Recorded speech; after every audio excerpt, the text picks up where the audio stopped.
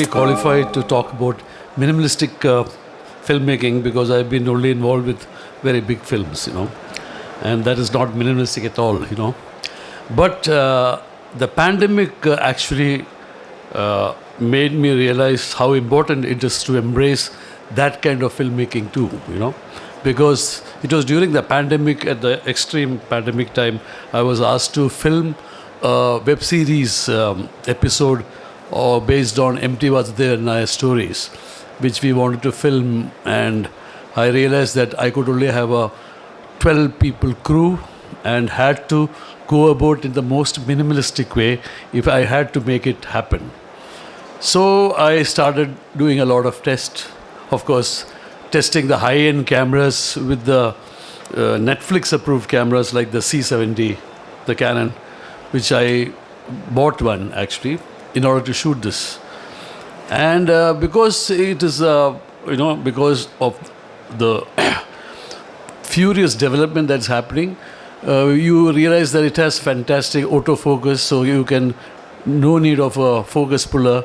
You can travel really deep wherever you wanted, into the middle of the jungle, everything, and shoot without really having too much of modern infrastructure, like a Jimmy Jibo, nothing like that. Just a simple track like we used to do in old days. And you could actually film very innovatively, and the shortened crew was making it, actually, because I used to work quite a bit in UK and all that, they always have very small crew where everyone is involved, In India, of course, when you do a big film, you have 120 people, 150 people, so it's a big setup.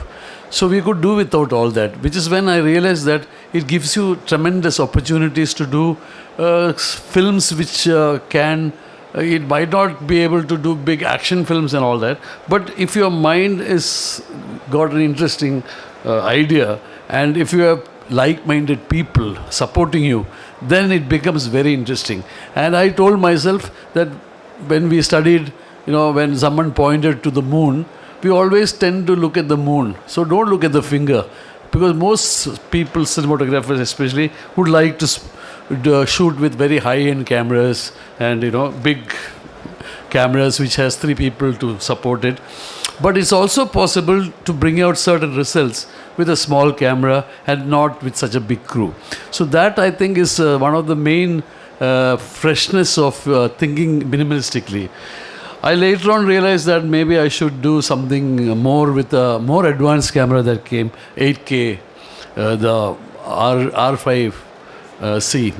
So I bought one of them, and I actually did a small film just to explore in a day what all I can achieve within a day, how we can use it and still make it look interesting to you, and not feel the lack of infrastructure or equipment. So it became like an experiment. And now I like the whole idea, so I actually shot a lot of commercials with these smaller cameras. And that is interesting because then you can shoot guerrilla style without permissions in the middle of the road and everything, which I like because it makes life very interesting every day. So of late I've been shooting that. Of course, when you do the big film, I use a 500 mark thing. So, but the fact is that it is possible to do things like that. Now I'll take some questions. After that, I'll try and show you if they have a short 2-minute film which I shot with the R5. Yeah. Mike, someone was asking me.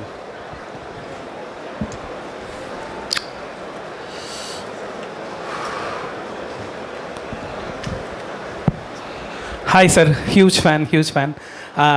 Since you said, I wasn't expecting to ask any questions, but since you said ask questions, now that you're talking about minimalistic shooting, so what film would you, or what particular shot of yours, iconic shot of yours, would you do now again with the current set of cameras that you're talking about, sir?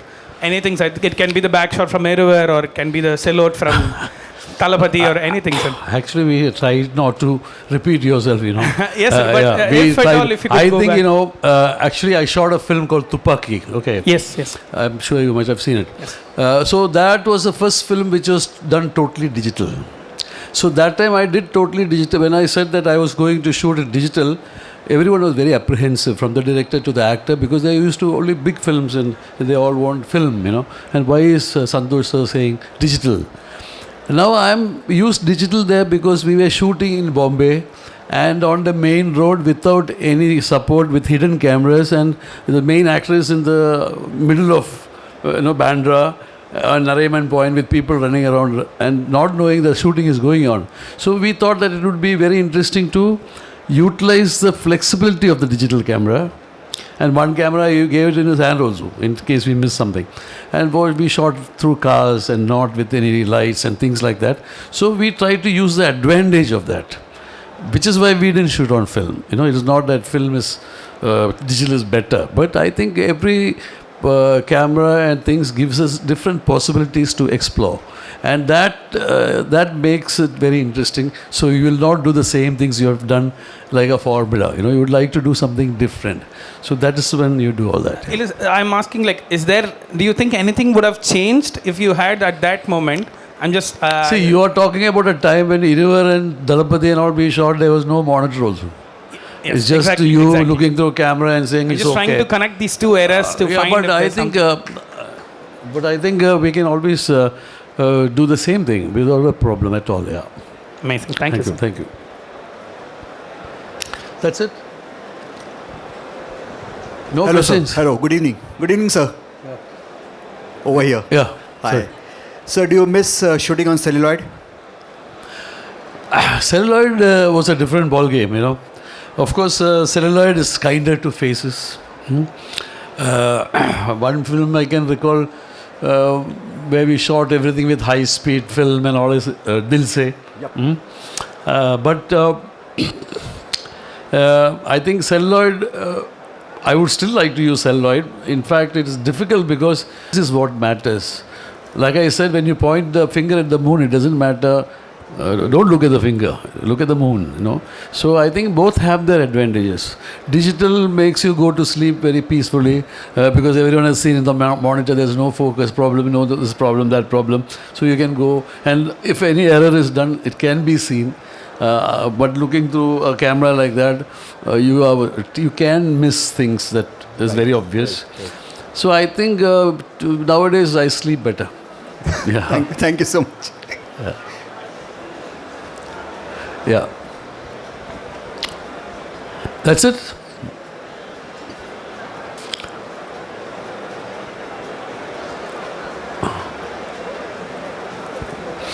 So, with the change of technology in the digital era, so lights have also changed. So, are there some go-to lights, 3 set of lights that you always have been using since this day?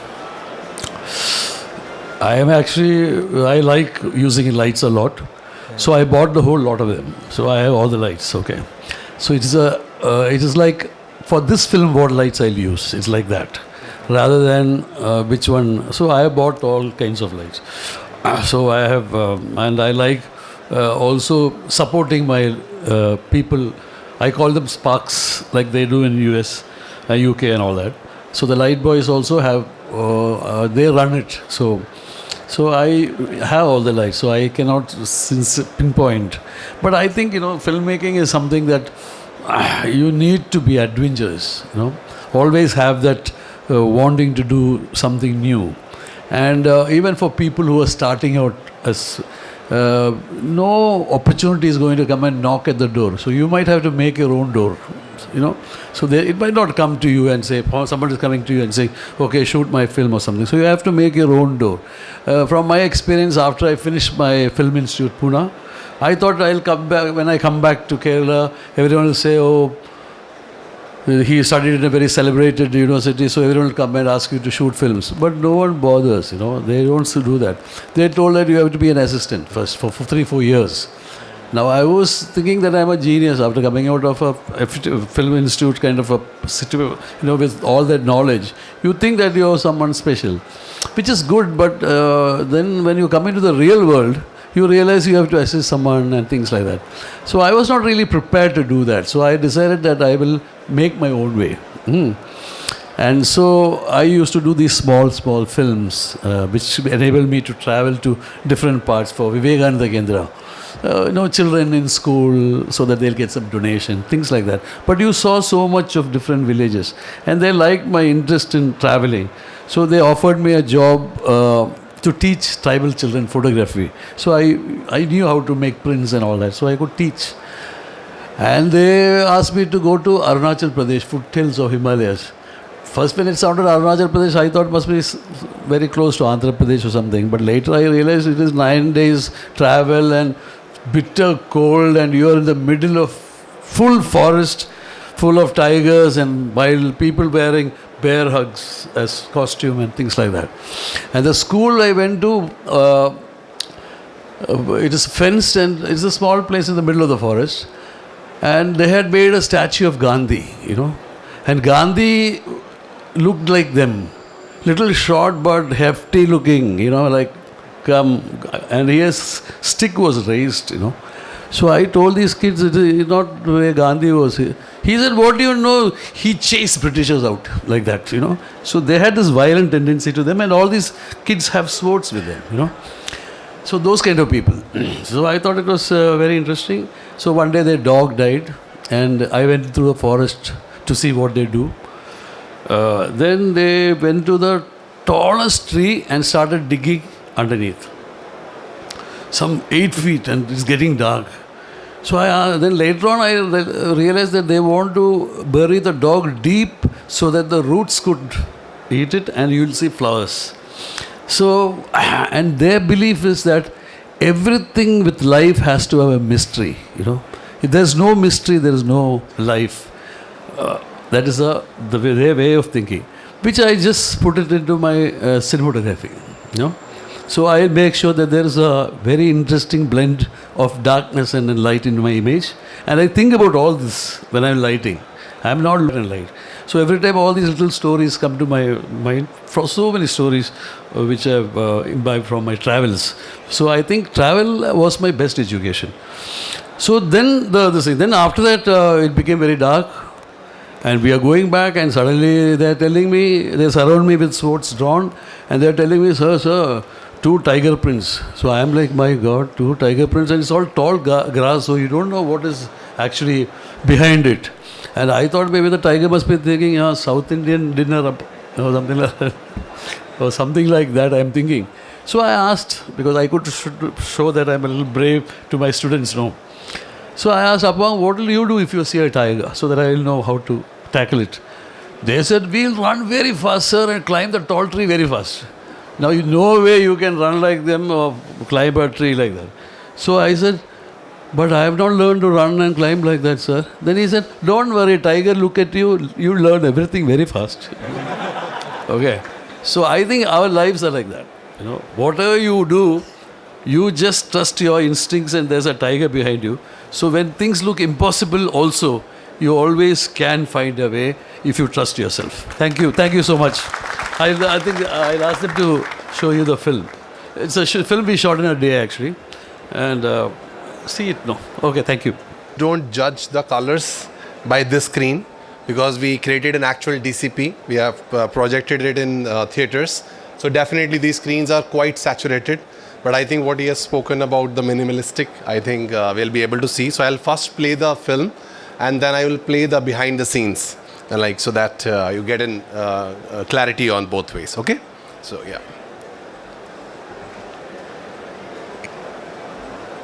Volume.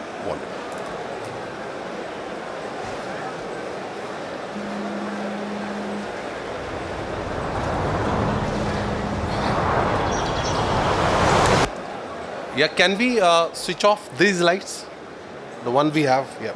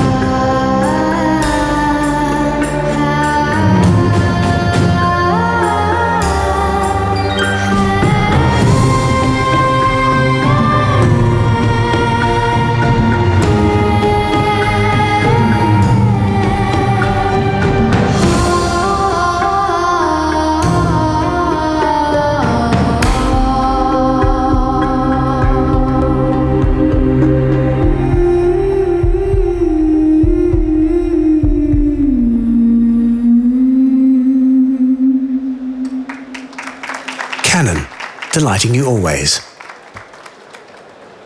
So let me just quickly play the BTS. Can you throw some So I actually wanted to shoot something on nature. But I thought it might be interesting to do something experimental about nature by using metaphors to symbolic to nature and how deforestation is happening, but very stylistically try to narrate a story. So I thought, okay, let me have a small crew and come into this kind of Chalakudi forest and explore its visual beauty. At the same time, try to tell an idea, not a story, but an idea, how we can show something about conserving nature. That is the whole idea of the film, concept. And I think, this is also a camera where you can actually stylize nature. You can stylize everything without too many, other equipment and things like that. Which is how we are trying to do this, actually. Trying to stylize what is there, giving them an alternative visual idea, but with the minimalistic of equipment. So that is the kind of film we are actually trying to explore the potential of it, which you will see when you see the film. And also for professional filmmaking, because it is a camera that can go anywhere. Even in a big film, you find it's very useful to use it in interesting places, especially when it comes to action and adventure and a lot of candid working on the streets and roads and things like that. So I think it's a fantastic tool because it doesn't really need much people to maneuver it. And at the same time, you feel that when you make a small independent film, you always have a smaller unit. And this actually supplements it extremely well.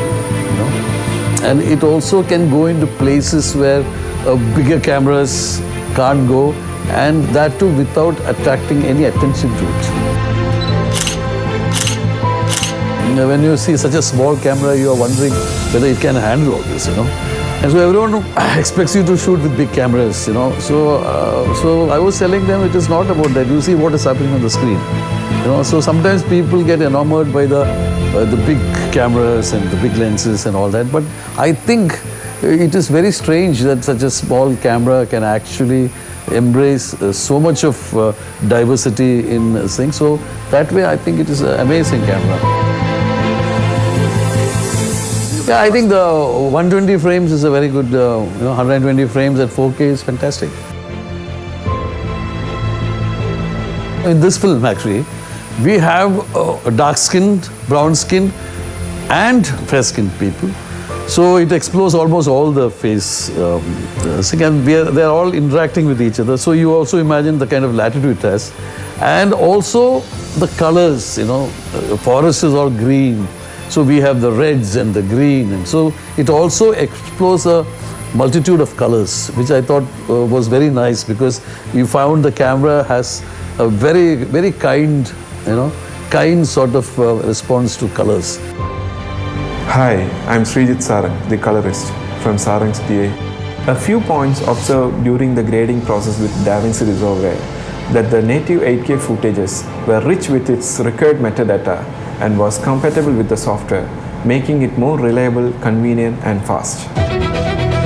So that is how we have tried to use a lot of natural light and artificial light, a little bit of interior, some firelight, little low light, and also extreme latitude, very bright and very dark, so that you could bring out all the scales of the grey chart, See, I always think that, things keep on changing. Everything changes. Technology has changed. We learned film, but then now it's become digital. I think always you find that things are always changing, except maybe your sensibilities might not change, but everything changes. So I always believe that, when someone points a finger at the moon, look at the moon, not the finger. So equipment and technology is the finger, but what we really need to look at is the moon. Explore how to make it more interesting using whatever equipment you have.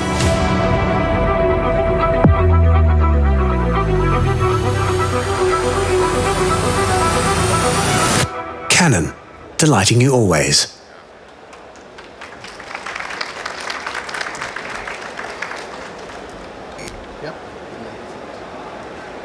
big screen because it was shown in Chennai.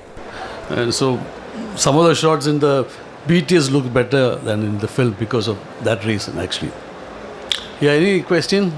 It was shot in a day's time, actually.